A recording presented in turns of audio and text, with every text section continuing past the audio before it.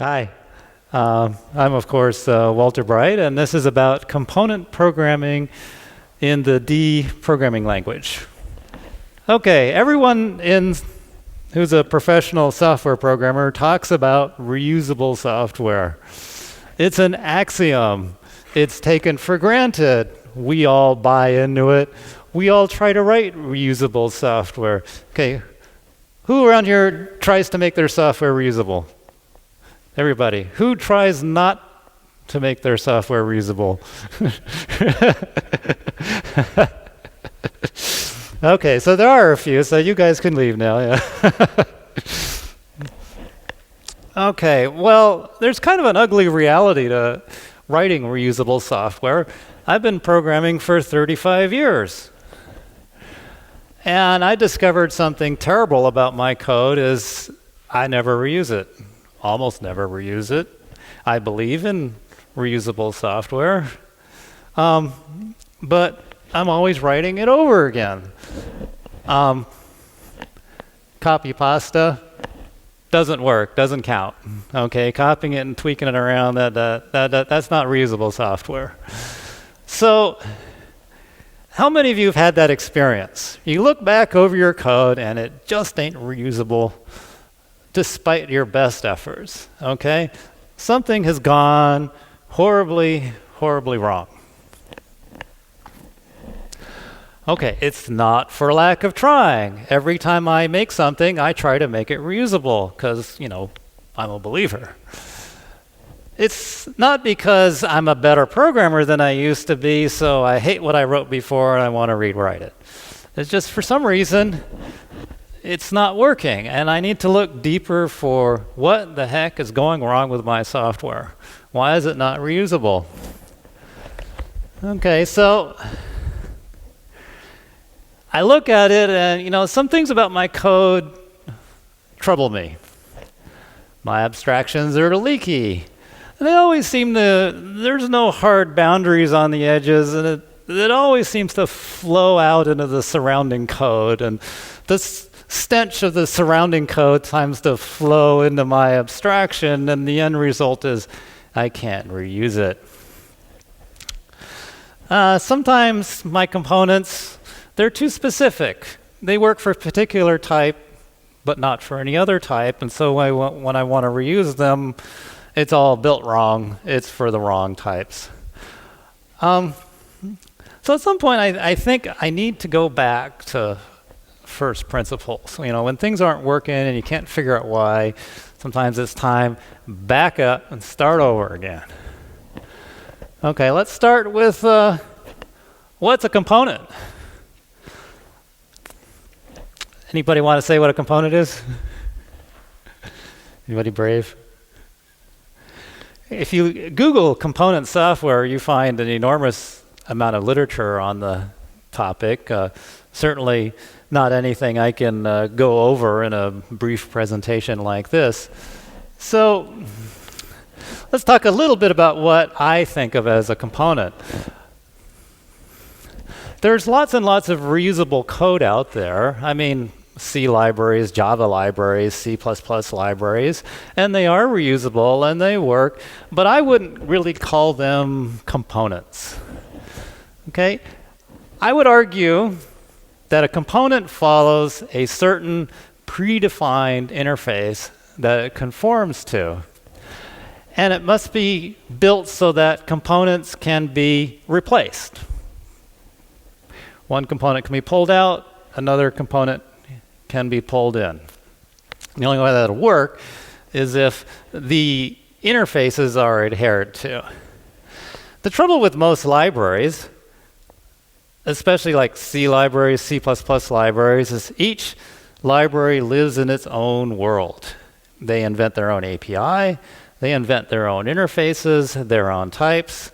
For example, with C++, for years and years and years, until the STL caught on, everybody made their own string type. Who knows what I'm talking about? The first thing people did with C++ was they made their own string type. And their library depended on their own string type, which means none of the libraries would interoperate with each other without some complicated scaffolding to translate one string type to the next string type. This is not component software.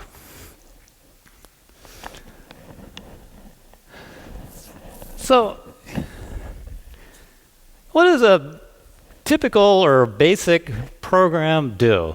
I would argue that it reads input, it processes input, and it writes the output. Does anybody disagree with that? Are most of your programs like that? They read their input, they do some processing, they write their output.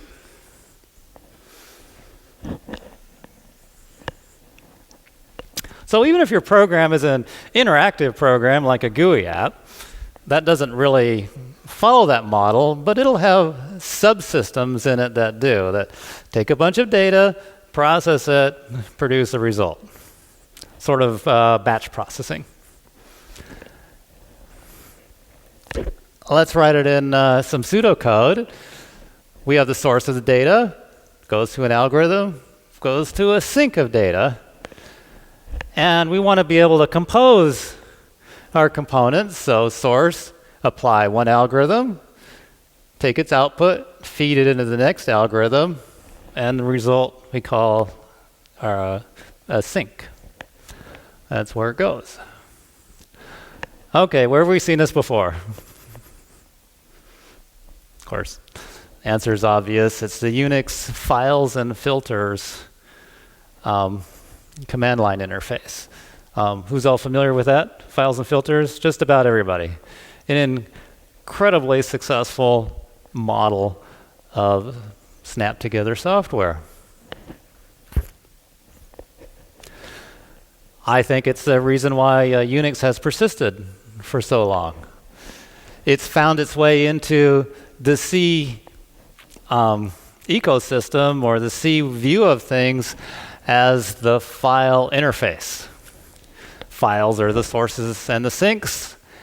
The algorithms take the role of being the filters. Pipes connect them. And it's so pervasive and so successful that people even invent pseudo file systems in order to work with that software. And here's a link to an example of pseudo file systems for Linux. So there's things that never hit a file, but yet they have a file interface to them. Well, it's not perfect. It doesn't really get us there. For one reason, it evolved. It was kind of discovered and evolved over time. And as proof of it having evolved, check out the IO control interface, which is when something didn't work quite right with them, people would dump it into some kludge in IO control. And IO control is infamous for being a gigantic kludge. It's just kind of a grab bag. Okay, another problem with the file interface is your data is viewed as a stream of bytes. You can't go forward in it. Well, you can go forward as you read it, but you can't go backwards. You don't have random access to it. And it's a stream of bytes. It's not a stream of structured data or any other forms of data. But, you know, and that a stream is not always the best source of input for an algorithm. For an example, an algorithm may need an array, and a stream is not an array.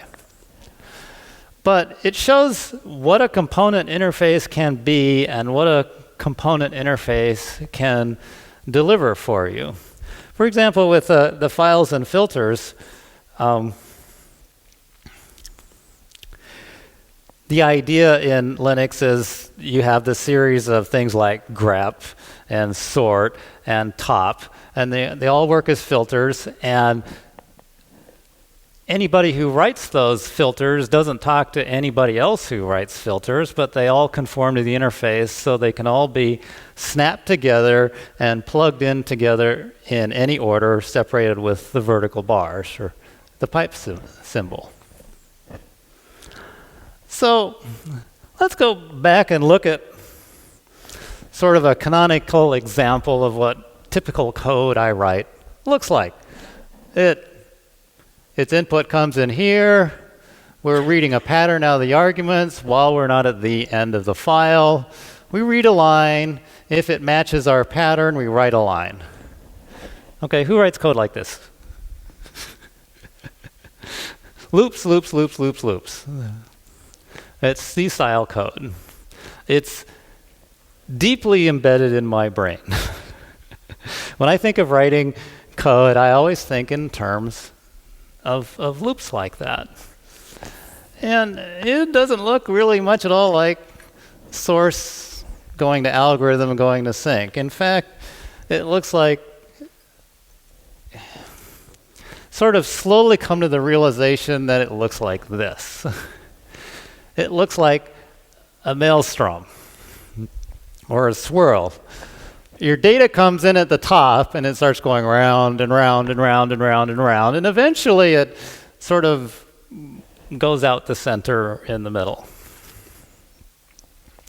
So how do you encapsulate this stuff? Do you draw a square there and say, well, I'm going to encapsulate that part of the, that doesn't work. If I draw the square like this, well, I'm capturing my data sync in there. And if I want another algorithm to plug into there, somehow I've got to insert it into the middle of this this whirlpool. And I really kind of think this is why my code's not reusable. It's really hard to reuse loops because they just don't, you can't cut pieces out of the loop. What I want it to look like is the assembly line. This is a World War II assembly line for bomber aircraft, and what happens is the parts start at one end and the assembly is moved along the line, and at each station something happens to it, something happens to it, something happens to it, and then at the end of the assembly line a completed airplane rolls off the end.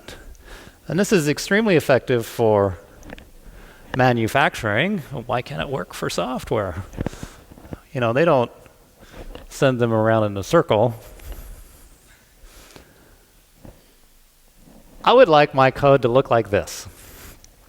My arguments come in, I get my string pattern out, and I go from standard in. I want to read it by lines. I want to do some matches, and I want to write to standard out. No loops.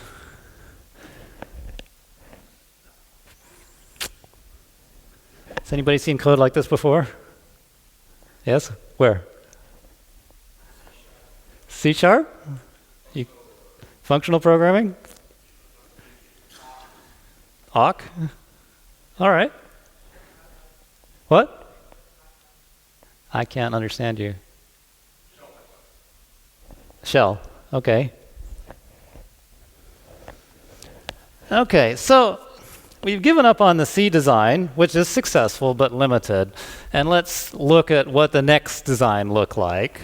And that was C++. Object-oriented programming. C++ was originally designed as C with classes, and it was to enable object-oriented programming. But for some reason, it never resulted in better component programming. In fact, they came up with, eventually with I/O streams. It started looking a little bit like source to algorithm to sync, and it did this by overloading the angle bracket operator. But for some incomprehensible reason, it never went beyond reading and writing files. It just kind of sat there. It was just kind of a replacement for C's way of reading and writing files. It didn't really go beyond that. And of course, there are lots of successful C++ libraries, but they exhibited the usual problems, like I mentioned before, of they didn't connect with each other. Everyone invented their own string class. Everyone invented their own memory allocation scheme, and none of them would really connect to each other. And then came along Alexander Stepanov, who invented the STL. And with that, he single-handedly revived C++, put the pedals on, and revolutionized it with the standard template library, which at last, we have more than just files. We have algorithms. We have a common interface. And best of all, it compiled to highly efficient code.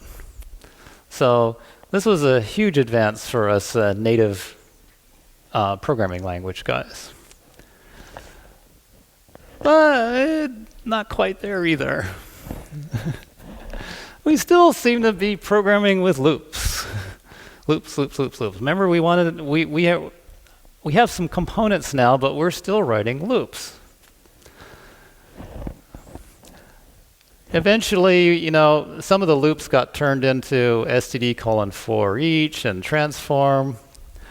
But it turns out they're not real composable because iterators are a generalization of a pointer.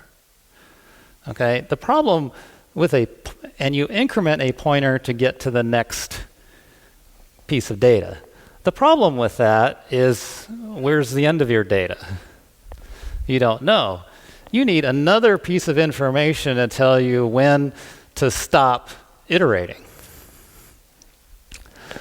So what that interferes with is any kind of composition of iterators and algorithms. We can't compose them because there's this extra piece of data that's got to fit in there somewhere that tells us where the beginning of our iteration is and where the end of it is. How do we know when we're done? So let's go back to the drawing board again. We need a new design. What are examples of sources? Well, of course, streams, which are an old file interface. Another source of data would be containers. A container could be an array, it could be a hash table, it could be a database, it could be a bag, it could be a set. All kinds of, the classic data structures are all sources of data. Algorithms, of course, from functional programming, there's a filter, map, and reduce. And then there's sort, which is an interesting one I'll get into later. Sinks. Again, sinks can write to files. They can write to other containers, or they can produce a single value as the output. Like a checksum could be a sink because it accepts all its data, and at the end it produces a single value, a checksum. So here's a list of some typical sources, algorithms, and sinks. You can't get all of these from the streaming interface. There's the algorithms, sinks. Sinks are more than just files. So the idea is I should be able to select a source from column 1, algorithm from column 2, a sink from column 3, and it should work. Not only that, I should be able to select any number of these algorithms, stick them one after the other, and it should work. So this is where we want to get at with our component programming. So have any of you successfully done this in Java? In C++? In C? I haven't seen it. Okay, so let's sum up the requirements for the design that we were looking for. We want them to snap together. We don't want to have scaffolding connecting all our little bits and pieces or components together.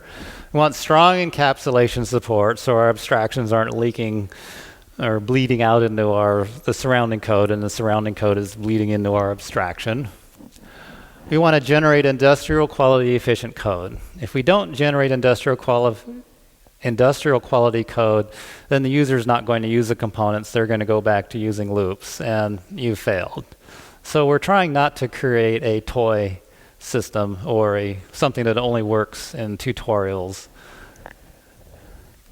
And we want it to work, well, we want a natural syntax that flows from left to right, which is the way we read and the way we think about things. We naturally think, not in loops, but in a serial manner, left to right. We go this step, this step, this step, like an assembly line. And we want our code to actually look like the way we think about it.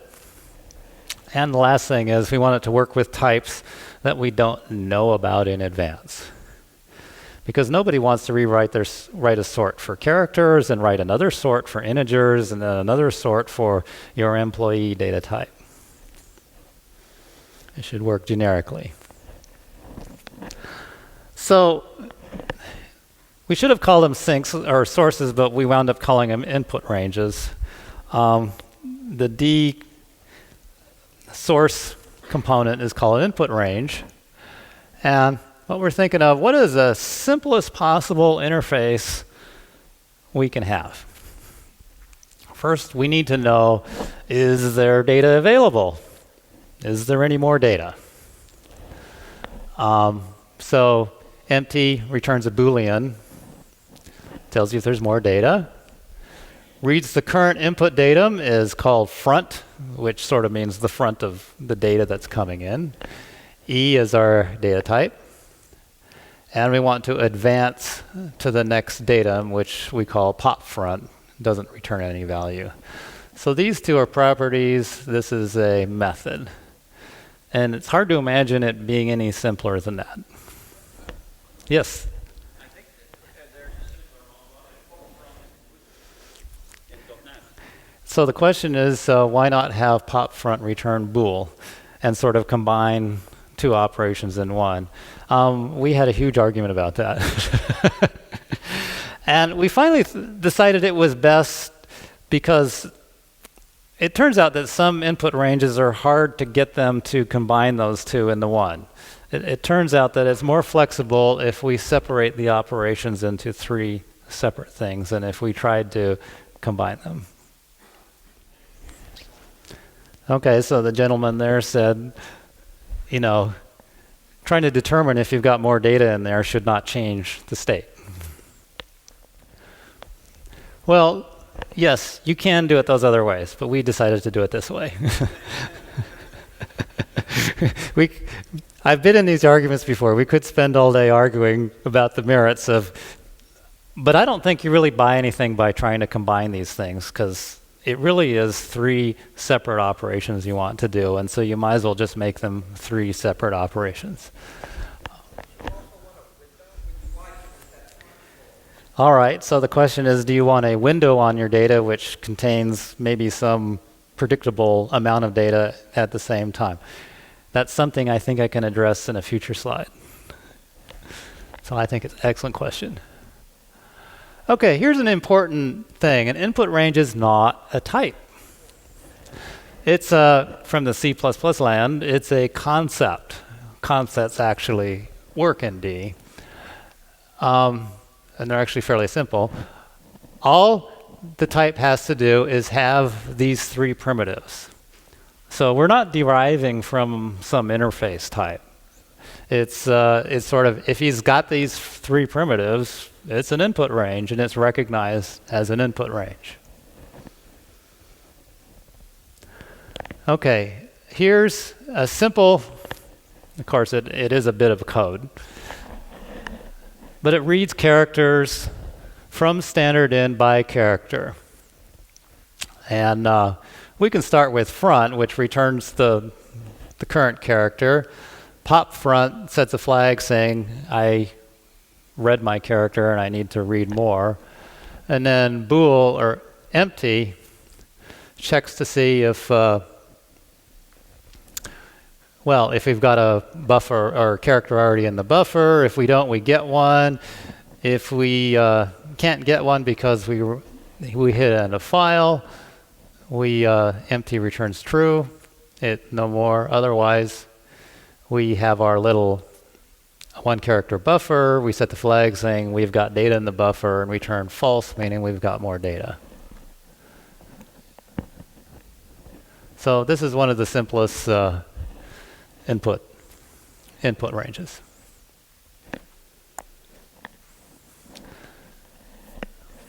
So we're going to read from standard in and write to standard out, and what would that look like? Well, we construct an instance of that, which is, and here's our range R, and our loop condition is, if we're not empty, and our loop continuation is, we get the next one, and here we're reading the front and writing it out to standard out. So this is our first step to building our component programming. And of course, we're not there yet. With a little compiler magic, the for loop becomes a for each loop. And the compiler knows about front, empty, and pop front and can build a loop for you if you use for each. And so we're getting the characters out one by one and we're writing them the standard out. And an interesting thing is lookma no types. It's statically typed, but we don't actually have to say what the types are. The compiler or the language figures out the types for you. So that's streaming thing. And remember I said before that streaming was not adequate. The straightforward streaming file interface is not good enough for components. So we introduce a more advanced input range called a forward range, and what it does is adds a property. One more method makes it a forward range. Actually, one more property, not method, and that's save. And what that does is it returns a new range, which is a copy of the position of the previous range. So now our original and our copy can traverse the range independently of each other. And the canonical example is a list, a singly linked list. It's saving just means, hand me a pointer to the next node in the list. And an algorithm like a merge sort would use a forward range. Bidirectional range, a range that we can, if we start at each end, we can go like this with it. Okay, we can move toward the center. And it adds two properties analogous to front and pop front. You get back and pop back, which do the obvious things. And the canonical example of a bidirectional range is the doubly linked list. You can't access the middle of a doubly linked list directly, but you can start at each end and work your way towards the middle. And doubly linked lists are not the only example of such. UTF-8 and UTF-16 are bidirectional encodings.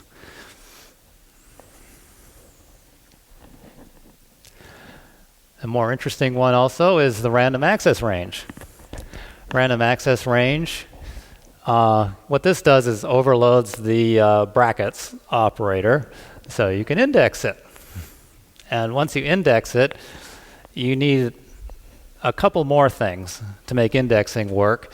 You need to know the length of your random access range so that you're not going to go off the end of the range. Or you need a forward range that is infinite.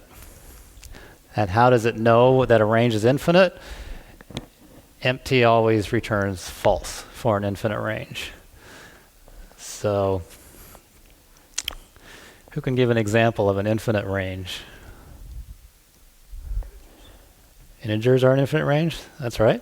That's probably the simplest example. But, something like the digits of pi would be an infinite range, although it's difficult to index that. It is an infinite range. Okay, sinks. Sinks are really simple. All they do is have a put method where you can stick something in. That's it. Pretty easy, huh?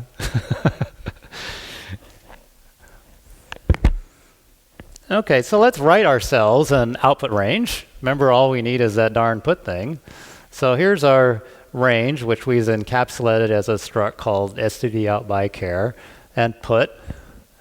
writes our character at fputc, and if we hit the end of the file, we throw an exception saying there's something went wrong with stdout. All pretty straightforward. So recall our earlier loop example, and now we replace it with an output range, and it just becomes we declare our output range, and here we just insert characters into it. And already it's improved over our previous example, because notice that we don't do any error checking here. How many people write C code without error checking? Come on, everybody who writes C code writes it without error checking. How many people know that printf returns an error code saying if it succeeded or failed? How many people check that error code? Nobody. Yeah, nobody checks error codes in C. And you can tell this by if you fill your disk up almost to the top and then execute some, canonical C code that writes the standard out and let it run and see what happens. It doesn't error out, it just silently fails. But anyhow, by encapsulating it, we're always going to detect that error. You don't have to remember to check it or uglify your code with checks for it. It just checks for the errors for you. So what this does is, of course, it copies its standard in to standard out, and we could call it copy, our first algorithm. So our algorithm is copy, and it takes our input range and our output range, and it copies it. So I think we're making good progress. We got our first algorithm and our two ranges. The problem is it's nailed down to those specific types. So if we want to use different types in there, we're back to copy pasta. We've got to copy this and then edit the types up to change them. So we're still not there yet. So this is how you write templates in D. We call our source range a source, or generic type source, generic type sync, and we parameterize based on those types. And there's our algorithm. But now we've got the opposite problem. Our first iteration was too specific on what it types it wants. Our next iteration is too general. It takes any types in there. You could pass it an int. Okay, what's going to happen if you pass an int type as your source? Any brave souls tell me? Okay, any C++ template programmers here? What happens if you pass the wrong type to a template? You get a horrible error message. Because what happens is it dies somewhere deep down in your implementation of the algorithm, and you wind up with an error message that appears to have absolutely nothing to do with what you're doing.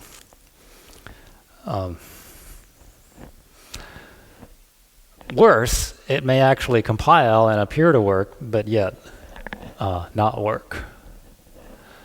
So what we want to do is add constraints. Constraints are D's idea of implementing a concept. So here are two template type parameters, and this is called a constraint, and we go if this is an input range and the sync is an output range and it has an element type that matches the element type of our input range, then the template will be instantiated and we will accept it. So this is kind of what makes input ranges and output ranges concepts in D rather than inheritance. So we're not saying we're inheriting from a particular type. What we're doing is we're testing to see if the type has certain properties. And that's what these library types do. And how they work is actually a whole nother presentation, but that's not relevant here. The point is they do work. So the reason we have the sync here, the C++ STL sync returns the input range. as its argument. But it's not composable because you still need the end of your data. This, by actually returning the input range, makes it composable, because now we can copy one to the next. So our current status, step by step, we're trying to meet our requirements, is we've declared our source range, our sync range, and we do copy, and we're not there yet. We're getting close. It's starting to look like what we want. We want to add uniform function call syntax. What that is nothing more than you take the first argument and you stick it out in front of it. Now, that's exactly how member functions work. There's a hidden parameter, which is the first parameter, called the this pointer or self-reference or something like that, and you can usually stick it on the front. Well, this idea, UFCS generalizes it so it works for other functions too. You can pull the first parameter out and stick it on the front. It's purely syntactic sugar. And what it enables you to do is write it like this. We have source, copy, sync.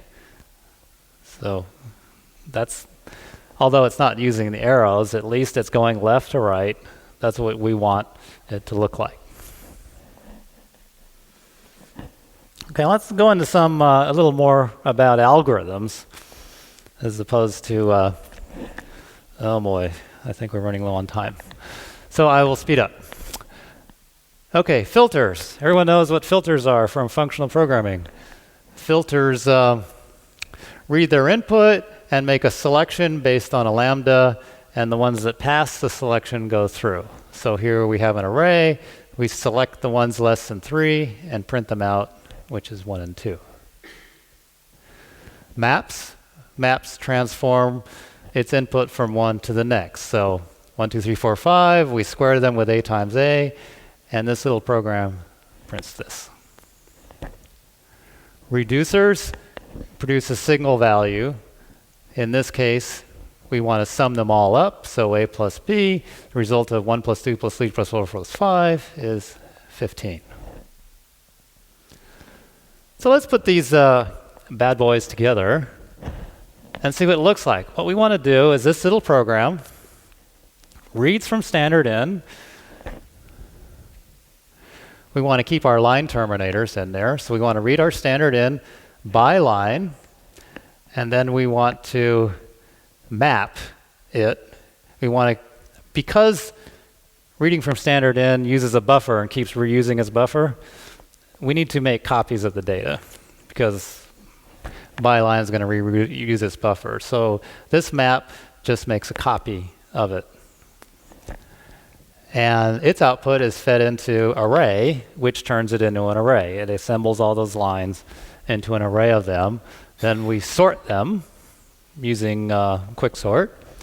And then we take the result and we copy it to standard out using locking text writer. What locking text writer does is, because writing the standard out can be done by any thread, you have to lock the standard out while you write to it. Otherwise, you get the output from all your threads all interleaved in erratic ways. So that's what this does. Language features of D that are needed to make this all work. Need exception handling for errors, not error codes. I don't even really know how this would work, how this would look with error codes, because certainly it would, I think it would turn out to be rather ugly. You need generic functions. You need template constraints to implement the concept idea. We need uniform function call syntax in order to make it look, have that left to right look we desire. I already talked about them being concepts, not types. The language needs to support inlining, customization, and optimization. And all this is necessary in order to have high performance results. Specialization. You can write specialized versions of your algorithms, and the compiler will pick one that matches your data types. So if you have specialized sorts for various different kinds of data, this will work with that. Type deduction. If you notice, no types appear anywhere in there. The compiler deduces the types. In this case, it pretty much deduces them all because it knows that stdin returns characters, so that influences everything else following on as dealing with characters coming in.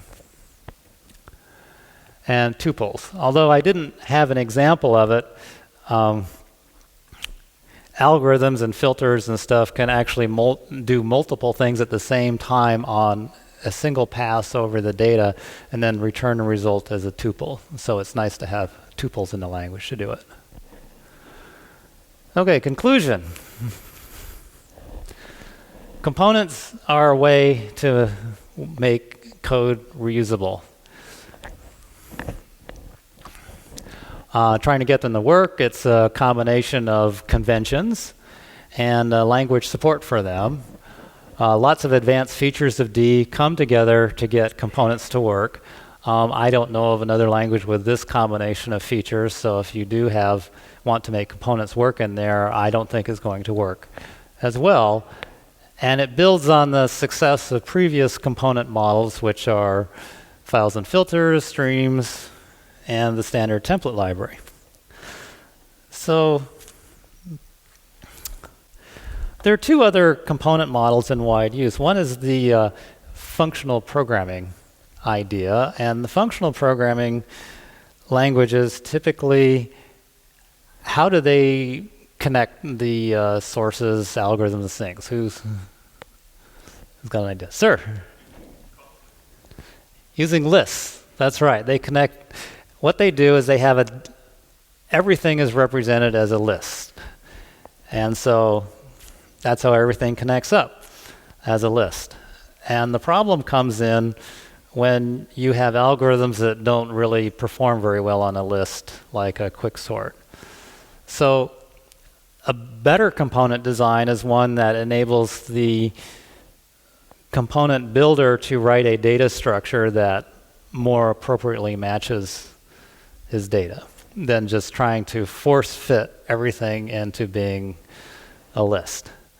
The other component model in wide use uses virtual functions, like COM programming and things like that. And that has two serious drawbacks. One is every iteration through it, you're calling virtual functions, which on modern architectures is slow. Now it's possible with a sufficiently smart optimizer, you can fold out all those virtual functions or de-virtualize and inline them. But not many languages are sufficiently smart to do that. And the other difficulty with them is you tend to not have control over your data layout.